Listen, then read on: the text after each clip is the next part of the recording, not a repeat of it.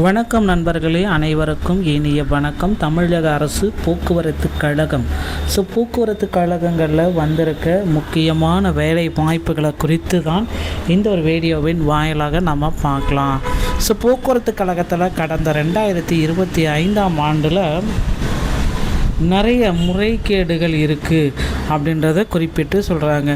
2026ஆம் ஆண்டில் 3274 நியமனங்களில் 2500 நியமனங்கள் மட்டும்தான் நடைபெற்றிருக்கு. இந்த டிசிசியோடைய நியமனங்கள் அப்படின்னு சொல்லக்கூடிய 3274 நியமனங்களில் 2500 நியமனம் நடந்திருக்கு. மீதி 850 பேருக்கு அப்பாயின்மெண்ட் ஆர்டர் எப்போ வரும்? போக்குவரத்து துறை அமைச்சர் இதில் இன்னும் தெளிவுபடுத்தாமல் இருக்கார். பழைய நியமனங்களுடைய பெண்டிங்கில் எப்பொழுது போட இருக்கார். மேலும் பார்த்திங்கன்னா இந்த டிஎன்எஸ்டிசியோடைய ரிக்யர்மெண்ட் 2026 ரிக்யர்மெண்ட் என்னவாக இருக்கும்? இடைக்கால பட்ஜெட்டில் போக்குவரத்து கழகத்துக்கு அப்படின்றது ஒரு புதிய பட்ஜெட் இப்போ தாக்கல் இருக்காங்க. கிட்டத்தட்ட 65,000 கோடி ரூபாய் பார்த்திங்கன்னா அந்த டிஎன்எஸ்டிசி நியமிக்க போகிறாங்க. இது ஒதுக்கீடு செஞ்சுட்டு இந்த டிஎன்எஸ்டிசிக்கு இவ்வளோ பட்ஜெட் ஒதுக்கீடு செஞ்சதுனால புதிய நியமனங்கள் தமிழகம் முழுவதுமே பார்த்திங்கன்னா டிரைவர் தனியாக, ஓகேங்களா?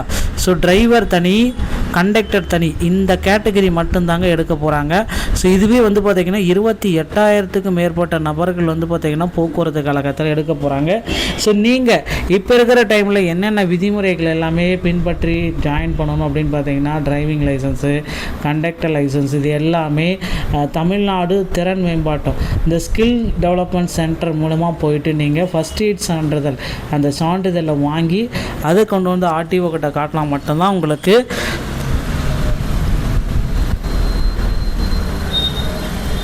இந்த முக்கியமான அறிவிப்புகள் அனைத்துமே வரும் அப்படின்றத நம்ம எதிர்பார்க்கலாம். போக்குவரத்து கழகத்தை பொறுத்த வரைக்கும் எல்லாருமே எக்ஸ்பெக்ட் பண்ணுற ஒரே ஒரு விஷயந்தாங்க இதில் நடக்க இருக்குது. ரெடி ஆகிக்கோங்க மக்களே. போக்குவரத்து கழகத்தில் நீங்கள் இப்போ இருக்கிற சுச்சுவேஷனில் ஜாயின் பண்ணணும் அப்படின்னா சில விதிமுறைகளை பின்பற்ற வேண்டியதாக இருக்கும். Driving licence, conductor licence, badge, இந்த மாதிரி அவங்க கொடுக்குற எக்ஸிஸ்டிங் விதிமுறைகளை பின்பற்றி போக்குவரத்து கழகத்தில் ஜாயின் பண்ண மறந்துடாதுங்க. அதுக்கு அடுத்து பார்த்திங்கன்னா எல்லாருமே எதிர்பார்த்தீங்க பழைய பெண்டிங் நியமனங்களை எப்போ போட போகிறாங்க. இந்த பழைய பெண்டிங் நியமனங்கள் பார்த்திங்கன்னா அப்படியே பார்த்திங்கன்னா இன்னும் தடையில் தான் இருக்குது. அந்த பழைய பெண்டிங் நியமனங்கள் அனைத்துமே இன்னும் ஒரு சில வாரங்கள், அதாவது இந்த ஜூலை இறுதிக்குள்ளார பழைய பெண்டிங் நியமனங்களுக்கு ஒரு முற்றுப்புள்ளி வைப்பார் அப்படின்றத போக்குவரத்துறை அமைச்சர் பார்த்திபன் அவர்கள் விளக்குவார் அப்படின்றத எதிர்பார்க்கலாம். கண்டிப்பாக போக்குவரத்து துறை அமைச்சர் பார்த்திபன் இதற்கு ஒரு ஃபுல் ஸ்டாப் வச்சே ஆகணும். என்ன நடக்குது அப்படின்றது நிறைய பேர்த்துக்கு இன்னும் புரியல. போக்குவரத்து கழகத்தில் முக்கியமாக அவர் ஒரு வெள்ளை அறிக்கை போக்குவரத்து கழகத்தில் வெளியிட்டார் அப்படின்னா அவர் தான் உண்மையான அமைச்சர் அப்படின்னு நம்ம சொல்லலாம். அந்த அளவுக்கு பார்த்திங்கன்னா போக்குவரத்து கழகத்தில் லாஸில் இருக்குது. ரொம்ப ரொம்ப ரொம்ப அதிகப்படியான லாஸில் இருக்கிறது போக்குவரத்து கழகம்.